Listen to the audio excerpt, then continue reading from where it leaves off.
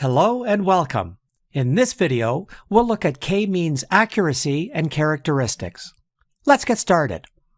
Let's define the algorithm more concretely before we talk about its accuracy. A k-means algorithm works by randomly placing k-centroids, one for each cluster. The farther apart the clusters are placed, the better. The next step is to calculate the distance of each data point or object from the centroids. Euclidean distance is used to measure the distance from the object to the centroid. Please note, however, that you can also use different types of distance measurements, not just Euclidean distance. Euclidean distance is used because it's the most popular. Then, assign each data point or object to its closest centroid, creating a group. Next, once each data point has been classified to a group, recalculate the position of the k-centroids. The new centroid position is determined by the mean of all points in the group. Finally, this continues until the centroids no longer move. Now the question is, how can we evaluate the goodness of the clusters formed by k-means? In other words, how do we calculate the accuracy of k-means clustering? One way is to compare the clusters with the ground truth, if it's available.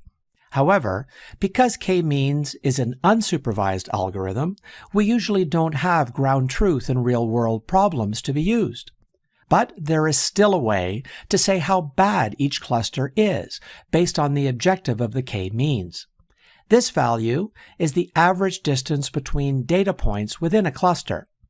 Also, average of the distances of data points from their cluster centroids can be used as a metric of error for the clustering algorithm. Essentially, determining the number of clusters in a dataset, or k as in the k-means algorithm, is a frequent problem in data clustering. The correct choice of k is often ambiguous because it's very dependent on the shape and scale of the distribution of points in a dataset. There are some approaches to address this problem, but one of the techniques that is commonly used is to run the clustering across the different values of k and looking at a metric of accuracy for clustering.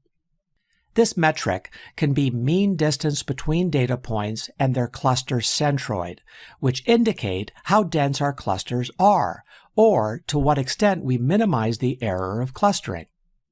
Then, looking at the change of this metric, we can find the best value for k. But the problem is that with increasing the number of clusters, the distance of centroids to data points will always reduce. This means increasing k will always decrease the error. So, the value of the metric as a function of k is plotted, and the elbow point is determined where the rate of decrease sharply shifts. It is the right k for clustering.